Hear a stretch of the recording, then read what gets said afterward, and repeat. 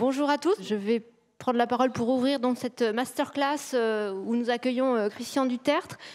Donc, je voulais juste rappeler en quelques mots le grand plaisir que nous avons d'accueillir dans le printemps de l'économie 2019 Christian Dutertre sur les sujets du travail, parce que c'est un thème qui est au cœur de ces travaux. Alors, je vais juste rappeler, je vais me présenter et rappeler comment je connais Christian et sur quel type de problématique. Donc moi, je suis Isabelle Laudier, responsable de l'Institut pour la recherche de la Caisse des dépôts, qui est un des mécènes du printemps de l'économie. Nous avons organisé 2 sessions dans ce programme, une lundi après-midi sur les enjeux de la formation professionnelle et co-organisé ce matin une session avec Xerfi sur l'impact des plateformes sur l'emploi. Enfin, c'était plus d'ailleurs une session sur l'économie de plateforme. Et donc, en discutant avec Pierre Pascal, je me suis dit, mais il y a une personne absolument indispensable dans un programme du printemps de l'économie sur le travail, qui est Christian Dutertre. Alors, nous connaissons Christian Dutertre par le club économie de la fonctionnalité, que nous soutenons depuis déjà un certain nombre d'années, que nous accueillons demain pour sa journée annuelle, qui s'appelle Agora, donc à la Caisse des dépôts, donc l'Agora du Club économie de la fonctionnalité 2019. Et donc nous soutenons sur les enjeux de l'économie de la fonctionnalité, c'est-à-dire comment créer de nouveaux modèles économiques sur les usages, sur les fonctions et non pas sur les biens, pour s'engager sur des stratégies résilientes, à la fois économiques, mais nous, plus particulièrement, ce qui nous intéresse, c'est sur le plan des territoires. Mais la deuxième casquette de Christian est la casquette du travail, et d'ailleurs avec des connexions, puisque sur les sujets de l'économie de la fonctionnalité, il nous arrive très régulièrement de croiser des sujets sur la nature du travail ou comment envisager le travail différemment pour pouvoir contribuer à de nouveaux modèles économiques des entreprises et plus globalement dans les territoires. Donc, c'était une suggestion vraiment essentielle que Christian intervienne donc, dans le cadre d'une masterclass, et donc avec cette problématique qui est l'impact des mutations économiques sur le travail, et non pas sur l'emploi. Donc ça, c'est un point qui va être bien précisé, bien distinguer le travail de l'emploi. Donc quels impacts, donc comment les mutations économiques affectent le travail, la nature du travail, les relations de travail. C'est ce que nous allons discuter ensemble maintenant. Est-ce que j'ai oublié des choses? Non, c'est parfait. Non, c'est parfait. Merci beaucoup Isabelle et merci beaucoup de m'avoir invité. Bon, c'est toujours très, comment dirais-je, à la fois intimidant. J'avais l'air comme ça tranquille, mais pas du tout. Je suis intimidé, voilà, et en même temps intéressé par les discussions qu'on va pouvoir engager. Donc je me suis débrouillé pour essayer de cadrer un exposé d'une vingtaine de minutes de telle manière qu'on ait un temps d'échange entre nous. Redire les choses, si vous voulez, comme ça, en introduction, de manière très simple. On discute depuis une trentaine d'années de manière régulière sur la question de l'emploi. Conditions d'emploi, forme d'emploi, évolution de la structure des emplois, etc. Et quand on parle de travail, on parle souvent du marché du travail. En fait, on parle du marché de l'emploi. Mais la question du travail en tant qu'activité, c'est-à-dire en tant qu'activité humaine, individuelle et collective, en tant qu'activité qui crée de la valeur, on n'en parle pas, ou peu, beaucoup trop peu à mon goût. La conviction que j'ai depuis déjà pas mal d'années, c'est que tant qu'on ne s'intéresse pas au travail en tant qu'activité, tant qu'on ne s'intéresse pas aux mutations du travail, on n'a jamais de réponse à l'emploi. Alors, on va avoir des discussions sur la flexibilité du marché de l'emploi. J'écoute un tout petit peu la table ronde tout à l'heure par la télévision. J'étais assez en désaccord avec ce qu'il disait. On revient sur des chiffres, des quantités, on se base sur ces choses. Mais qu'en est-il du travail? Qu'en est-il de l'activité du travail? On ne se saisit pas de ces questions. Et du coup, on est souvent à côté de la plaque quand on veut penser les nouvelles formes du développement économique. Et donc, je vais me permettre de revenir à ces questions pour montrer leur importance, essayer d'attirer votre attention et votre réflexion pour qu'on ait un échange et envisager derrière en quoi ça permet d'esquisser des nouvelles formes de développement et de nouveaux modèles économiques. Avec une idée simple, l'activité de travail est centrale dans la dynamique économique et est centrale d'un point de vue humain. Alors, très rapidement, je vais revenir sur 5, il y en a d'autres, mais 5 mutations structurelles de l'économie depuis une trentaine d'années, parce qu'on est obligé de revenir sur très longues périodes, mais ça va être très rapide, pour essayer de comprendre quelles sont alors les transformations essentielles des activités liées à ces mutations structurelles. En quoi l'activité de travail change. Et derrière, remarquez que les repères qu'ont les personnes qui travaillent, qu'ont les encadrants ou ceux qui conçoivent des dispositifs institutionnels qui cadrent le travail, en fait, manquent de repères. En gros, ils sont à côté de la plaque, si je dis les choses tout simplement. Et on n'arrive pas alors à trouver des dispositifs institutionnels qui tracent une nouvelle forme de développement pour nos économies. Si vous voulez, l'activité de travail a ceci de particulier, c'est qu'elle est d'un côté centrale dans la création de valeur. Il n'y a pas de création de valeur sans travail. Il n'y en a pas. Toute création de valeur provient du travail. C'est du travail salarié, pas salarié, c'est du travail bénévole, mais ça provient du travail. C'est quand même important de se préoccuper de ça quand on est un économiste. On n'est pas très nombreux comme économistes qui s'intéressent à ça. Hein. Bon, c'est quand même important. Voilà. Si on ne produit pas de la valeur de la même manière maintenant qu'il y a 30 ans, il faudrait quand même dire sur quoi, pourquoi et comment. Si la valeur provient du travail, il faut quand même s'y intéresser. Mais quand vous êtes engagé dans une activité de travail, le deuxième point, à mon avis, essentiel, c'est que vous ne travaillez jamais seul, vous travaillez toujours en relation avec les autres, et donc se tisse une certaine forme de lien social. Mais les conditions dans lesquelles se tisse le lien social ont beaucoup changé entre les années 60-70, quand j'étais un jeune homme, et la situation actuelle. Beaucoup changé, énormément transformé. Mais ça ne crée pas que du lien social, l'activité de travail. L'activité de travail, ça crée aussi un processus de développement personnel, diraient les psychologues. Un processus d'ordre plus subjectif, de construction de soi-même. Vous savez, quand on va mal, sur le plan psychologique, dans les hôpitaux psychiatriques ou autres, on retourne sur des choses simples du travail. On revient à l'agriculture, on revient à la couture, on revient au bâtiment, on revient à des choses simples. Parce que c'est structurant, y compris psychiquement. Le travail, dans son ensemble, n'est pas simplement une activité économique de création de valeur, pas simplement l'occasion de créer un lien social, c'est aussi l'occasion de se développer soi-même. Et enfin, de mon point de vue, le travail, si vous voulez, pose une question politique, ce que j'ai appelé la démocratie sociétale, c'est-à-dire que dans les arbitrages du travail, dans l'arbitrage de nos activités quotidiennes, en fait, nous faisons des choix. Et ces choix ont une portée d'ordre sociétal. C'est intéressant d'en discuter, c'est intéressant de s'en préoccuper, et ça pourrait être intéressant de s'y organiser de manière complémentaire à la démocratie parlementaire et représentative, de manière complémentaire à ce qu'on appelle la démocratie sociale, c'est-à-dire qui porte sur le partage du revenu, on s'intéresse au devenir sociétal à partir des choix que vous faites, vous, moi, Isabelle, dans notre travail. C'est ce qu'on appelle la centralité du travail. Voilà. Ça, c'est pour introduire l'intérêt du sujet. L'intérêt qui est pluridisciplinaire, qui est l'intérêt de la vie, qui n'est pas un intérêt simplement un sujet d'économiste. Oui, l'économie est engagée dans cette question, mais pas seulement. Derrière, la sociologie, la psychologie, la politique, les sciences politiques, c'est-à-dire la question du vivre ensemble. Le travail est structurant en tant qu'activité de la façon dont on vit ensemble. Alors, si vous voulez, qu'est-ce qu'il y a comme grande mutation structurelle ? La première, c'est qu'à partir du milieu des années 70, en France, un tout petit peu en Allemagne, ça dépend des pays, l'activité économique se déplace des activités industrielles vers les activités de services. Ce qui devient dominant dans la dynamique économique, ce sont les activités de services. À l'intérieur même des entreprises industrielles, les activités de services sont plus importantes que les activités de production. Vous allez chez Renault, le centre le plus important, c'est le centre de R&D et Ingour.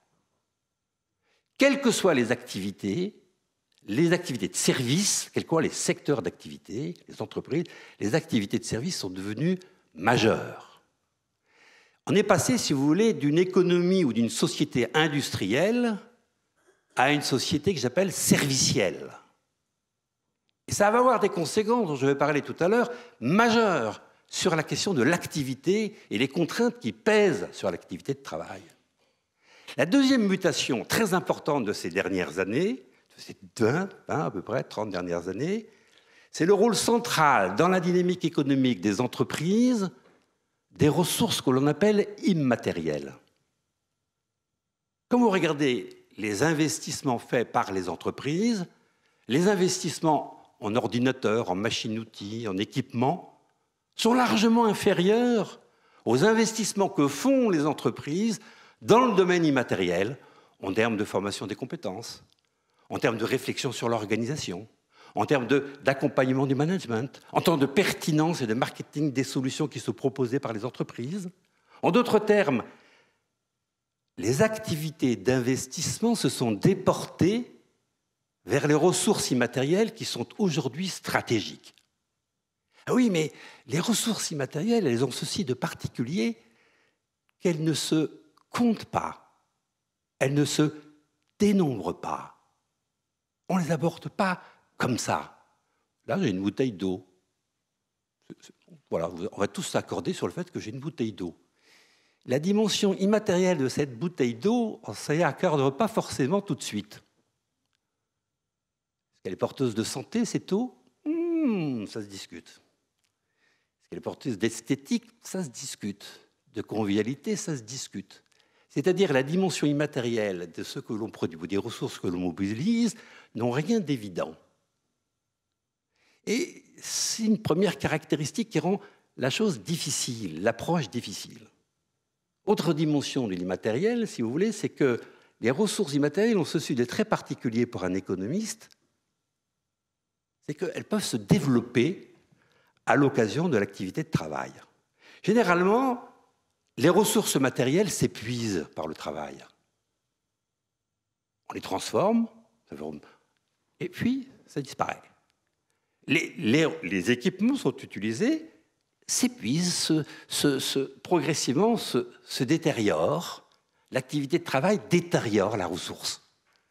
Dans le domaine des ressources immatérielles, l'activité de travail peut développer la ressource. C'est extraordinaire quand même pour un économiste.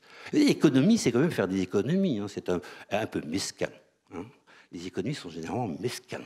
Ils comptent, ils recomptent, ils calculent, ils accumulent. Mais les dimensions plus immatérielles rendent une forme de générosité dans la société parce que justement, ça peut se développer. La troisième chose sur laquelle j'aimerais insister, c'est la transformation de l'information dite analogique, l'écriture, la parole, etc., avec une information qui, c'est pas qu'elle est dématérialisée, c'est qu'elle change de support matériel. Elle passe par le support de la micro-informatique, c'est-à-dire le numérique, ce qu'on appelle le digital maintenant. On change tout le temps de nom, je ne comprends pas pourquoi d'ailleurs. Bon, c'est moderne de changer de nom. Avant on disait numérique, maintenant digital, vous avez compris la différence? Moi, pas du tout. En tout cas, mais c'est moderne, il faut le faire, donc c'est plus, voilà, c'est plus à la mode. Bon, quant au fond, c'est simplement des supports numériques de traitement de l'information. Mais ce qui est très particulier, on va en parler tout à l'heure, c'est que ce n'est pas parce que vous avez de l'information qui se passe par des supports numériques qu'elle est pertinente. Vous êtes comme moi, vous recevez des milliers de mails, quoi, des milliers peut-être pas, mais un nombre important de mails, et vous voyez très bien que vous perdez du temps à traiter ces mails. Est-ce que c'est pertinent? Ça discute. Et on va en discuter, on va aborder ça après.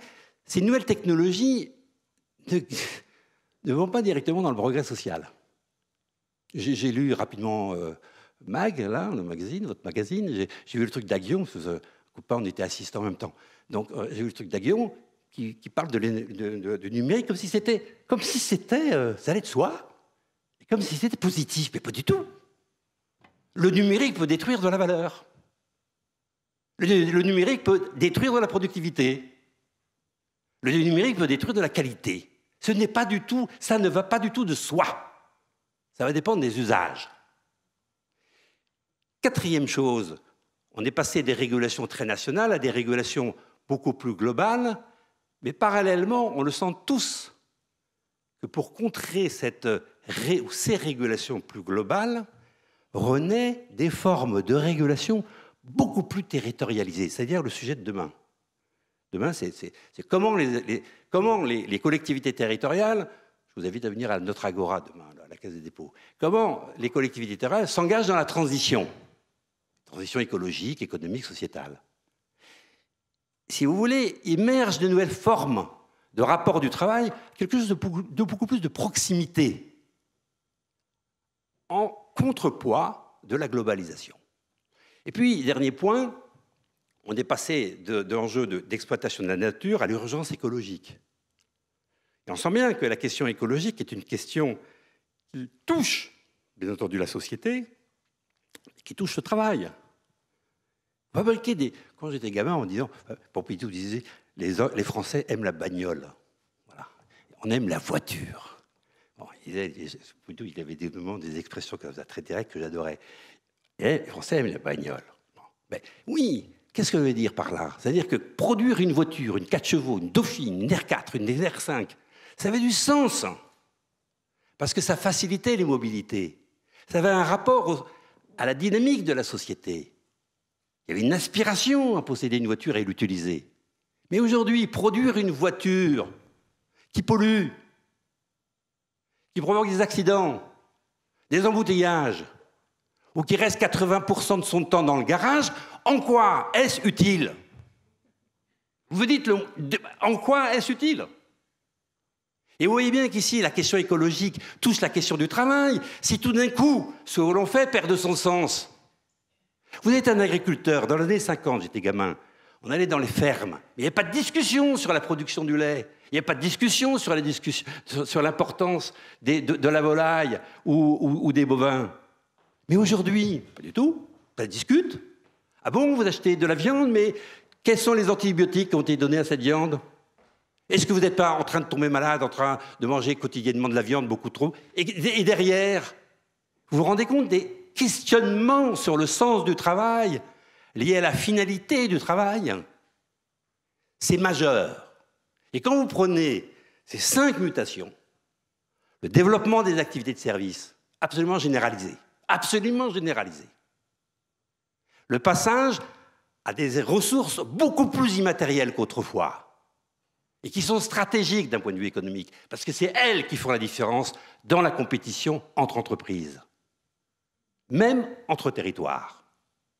Quand vous pensez à la question du passage au numérique qui pose la question du progrès, et puis vous intégrez les enjeux des territoires et les enjeux de l'urgence écologique, oui, les mutations sont profondes et interpellent le travail en tant qu'activité. Et tant qu'on ne discute pas de ça, tant qu'on ne comprend pas ce qui se joue dans le travail, on ne peut pas avoir des réponses économiques adaptées aux mutations actuelles. Merci d'applaudir. C'est gentil. Vous êtes seul, mais c'est pas grave, ça me fait plaisir. Non. Ça, c'est ce qu'on appelle les coquetteries, des faits de coquetterie. Mais c'était sympa. Franchement, c'était sympa. Alors, il y a plusieurs mutations du travail, mais j'en ai mis 4 là, si vous voulez, essentielles quand même. Vous voyez, ce qu'il y a de particulier dans l'activité de service, c'est très particulier. C'est le fait que le bénéficiaire du service, il entre dans le travail de l'autre. Il coproduit le service. Il s'insère dans le processus de travail. Quand vous êtes dans l'automobile, vous travaillez entre soi, entre ouvriers, techniciens, cadres, produisez des voitures, puis les consommateurs, ils étaient plus loin. Ce n'est pas dans l'organisation du travail. Dès que vous passez à l'activité de service, en fait, le bénéficiaire du service, pas toujours, mais dans une très grande mesure, rentre dans le travail du salarié. Ah!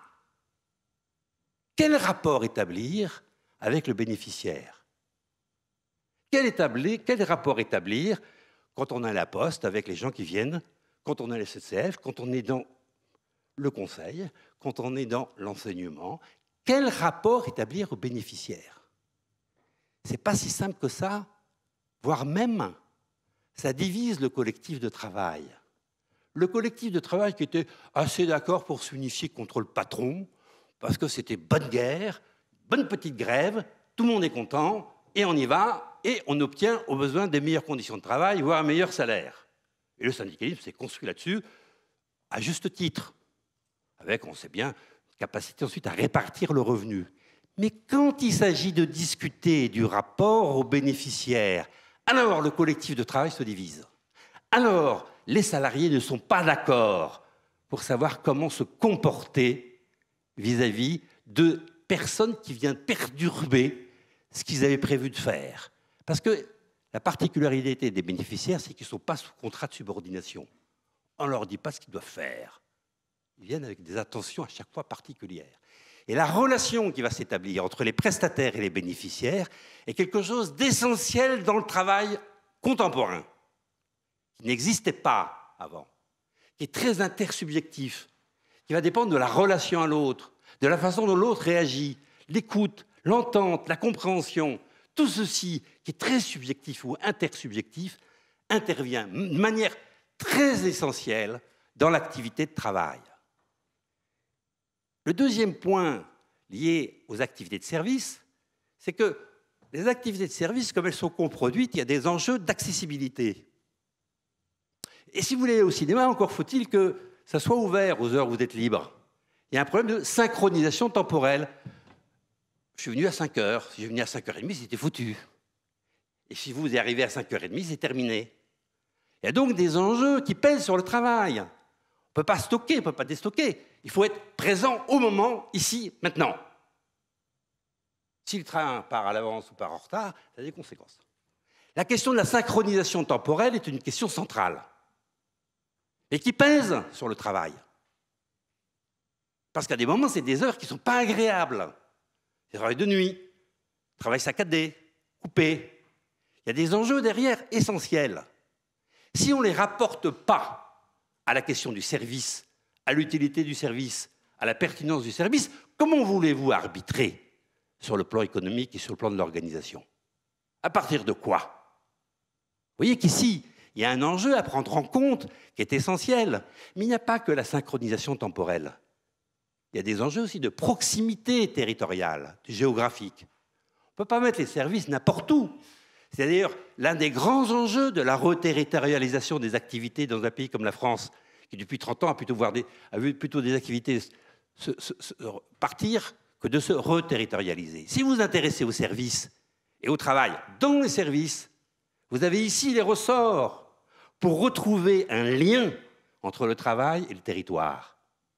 Le sens du territoire, la culture du territoire, l'amour du territoire, l'engagement par rapport au territoire. Les services, ça donne aussi des enjeux plus culturels. Il faut se comprendre. Le service, c'est toujours une promesse. Tout le monde comprend que c'est une bouteille d'eau. Pas besoin de culture pour comprendre que c'est une bouteille d'eau. Dès qu'on va rentrer dans les logiques de service, par exemple le soin, il y a un enjeu, c'est une promesse. Mais quelle promesse vous me faites? Est-ce que je me comprends? J'ai eu un événement comme ça, dramatique que j'ai connu. C'est une des premières personnes que j'encadrais comme directeur de thèse, russe. Tout d'un coup, elle disparaît complètement de la circulation. Je m'en inquiète. Cette personne soignait un cancer avec de l'homéopathie. Tout d'un coup, vous vous rendez compte du décalage culturel entre ce qui se joue dans le soin, la compréhension de ce qui se joue dans le soin. Accéder à un service, c'est partager la culture ensemble. C'est revenir sur les éléments essentiels de la dimension sociétale de la culture. Sans culture partagée, pas de développement de service. Et là, vous avez un ressort important, fondamental du point de vue du travail. Je me limite à ça. Il y a d'autres enjeux, mais je me limite à ça. Encore 5 minutes? Bon, je vais m'arrêter là après. Je vais m'arrêter là. Après. Bon, vous savez, la plupart du temps, on fait ce qu'on a, on prescrit le travail. On l'organise, on va faire ceci, telle norme. Vous voyez, je pensais être plus rapide. Je m'étais donné certains objectifs en termes de prescription, d'autoprescription, la prescription qui vient des organisations, voire même des clients. Et en fait, on ne réalise jamais exactement ce qu'on a prévu de faire. Jamais. Il y a toujours un écart. Ce n'est pas un dysfonctionnement, hein. Attention, ce n'est pas un dysfonctionnement, c'est un écart. Alors, est-ce que cet écart, il est pertinent? Est-ce qu'il n'est pas pertinent? Est-ce qu'il répond aux attentes de vos interlocuteurs ne répond pas. Si vous prenez ça à la méthode ingénieur, écart, dysfonctionnement, sanction, vous allez dans le mur. Vous êtes dans le mur pour les gens qui travaillent, qui ne comprennent absolument pas pourquoi vous les sanctionnez comme ça, et vous êtes dans le mur d'un point de vue de la dynamique économique. Il n'y a aucune richesse à ça, aucune capacité d'adaptation, aucune capacité de réponse aux attentes des gens qui sont en face de vous. Et donc la question qui se pose ici, c'est reconnaître cet écart et faire de cet écart un levier de créativité et d'innovation. Dernier point, c'est sur le temps, puis j'aurai fini. Si vous voulez, le temps, la particularité du temps, c'est qu'on en parlait tout à l'heure, on prenait un petit café tous les deux, le temps, autrefois, je veux dire, le temps de travail, le temps hors travail, il y avait une coupure assez nette. On entrait à l'usine, on prenait son bleu, sa blouse grise, on entrait, on sortait. Une fois qu'on était sorti, bon, c'était un peu embêté quelquefois, mais généralement, hop, c'était derrière nous. Même les profs, même le travail administratif, c'était derrière nous. Mais aujourd'hui, pas du tout. Pas du tout. La différence entre le temps de travail et le temps de travail, il n'est absolument pas franc. Cette différence n'est pas franche. C'est poreux. Vous embarquez vos outils numériques, vos portables, vous avez tous des portables à gagner. Tous des ordinateurs portables, vous avez tous des téléphones portables. Et bien entendu, vous continuez à travailler en dehors du site. Dans le transport, en week-end. C'est-à-dire, le travail devient invasif. Mais ce n'est pas qu'un problème technologique, attention, de convention d'usage des nouvelles technologies. Pas que ça. C'est aussi un problème d'engagement subjectif. C'est-à-dire la façon dont vous investissez dans votre travail, vous pensez à votre travail. Et vous embarquez ensuite de votre travail chez vous-même. Vous avez rêvé de votre travail, vous avez pensé à votre travail. J'ai des enquêtes d'opérateurs, ce n'est pas simplement des problèmes d'intellectuels. Des opérateurs, des ouvriers qui me disaient « Mais j'ai trouvé la réponse à 2 h du matin, tout d'un coup je me suis levé, et bien sûr c'est ça que je dois faire. » C'est-à-dire c'est quelque chose qui embarque bien au-delà des catégories sociales auxquelles on pourrait penser au début. Parce que c'est engagé subjectivement dans le travail. Et vous voyez, une des raisons pour lesquelles les 35 heures n'ont pas marché, c'est que c'est une loi ancienne, de type industriel, qui n'a pas compris qu'en réalité, on ne peut pas séparer travail hors travail comme ça. Et on a besoin de nouvelles conventions. Ce n'est pas qu'il ne faille pas des réglementations ou de lois, mais d'autres pratiques institutionnelles pour réguler le travail entre le travail, les temps de travail et les temps hors travail. On n'y est pas du tout. On n'y est pas du tout encore. Pas du tout. Puis dernier point sur le temps de travail, le contenu économique du temps de travail n'est pas le même. Avant, dans l'industrie, vous aviez les ouvriers de production, les ouvriers de régulation, c'est-à-dire, par exemple, les outilleurs, les régleurs, les contrôles de qualité, les ouvriers de maintenance qui faisaient de la régulation. Puis vous avez ceux qui pensaient l'investissement, les techniciens, les ingénieurs qui pensaient l'organisation. C'était séparé, les uns la production directe, les autres la régulation, les troisièmes les investissements. Et aujourd'hui, dans les services, ce n'est pas le cas. Toutes, y compris les conducteurs d'autobus, ils produisent quand ils conduisent le bus, mais ils régulent toutes les relations avec les passagers. Très compliqué.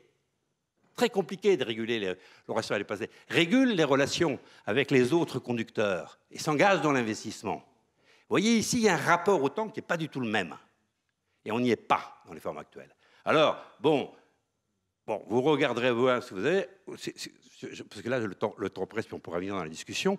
Les repères à propos du travail sont complètement bouleversés. Et ça alimente une forme de crise latente du travail.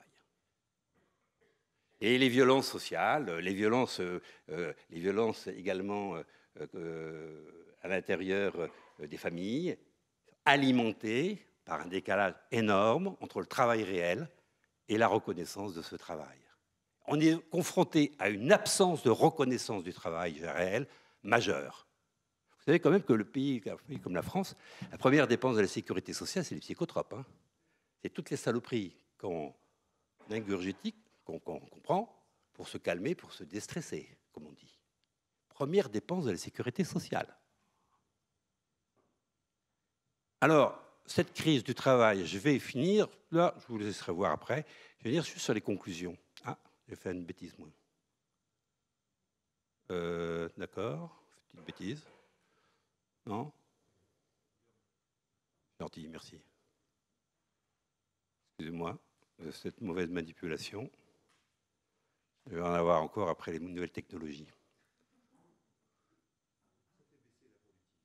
Alors, si vous voulez, on a besoin de lieux de délibération sur les mutations du travail et d'avancer un peu une doctrine partagée. On est loin du compte. On est loin du compte. Le syndicalisme ne s'intéresse absolument pas aux mutations du travail. La qualité de l'activité de travail est absolument indépendant.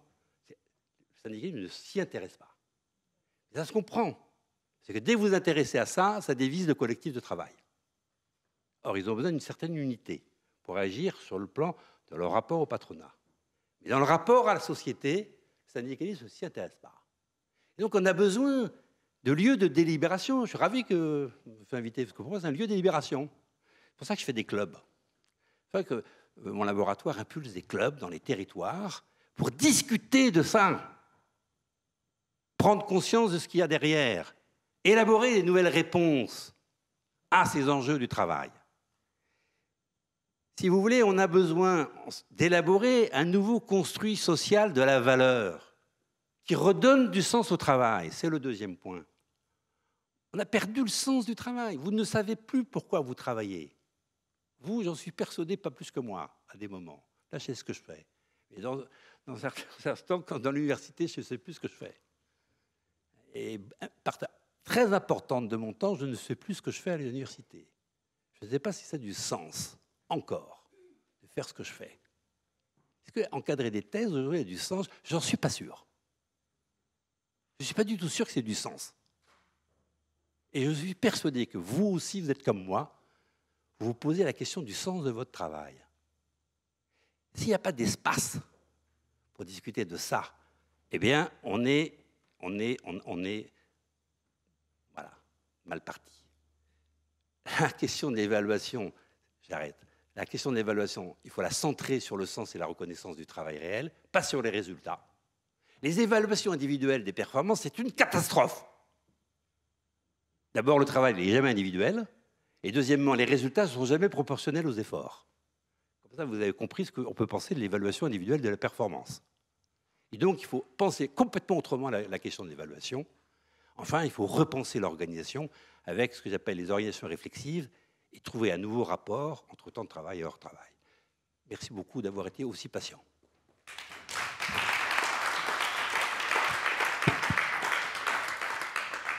On a le temps, même pas une mini-question. Il est quelle heure? 45, bon. Là, j'avais juste une... Mais on va pas tu vas pas y répondre, mais à aucun moment tu mentionnes la question de la relation financière, c'est-à-dire qu'en fait, on travaille aussi pour gagner sa vie, comme on dit. Et donc, comment cette relation, enfin, comment ce statut du travail pour gagner sa vie est affecté par les mutations que tu évoques, mais bon.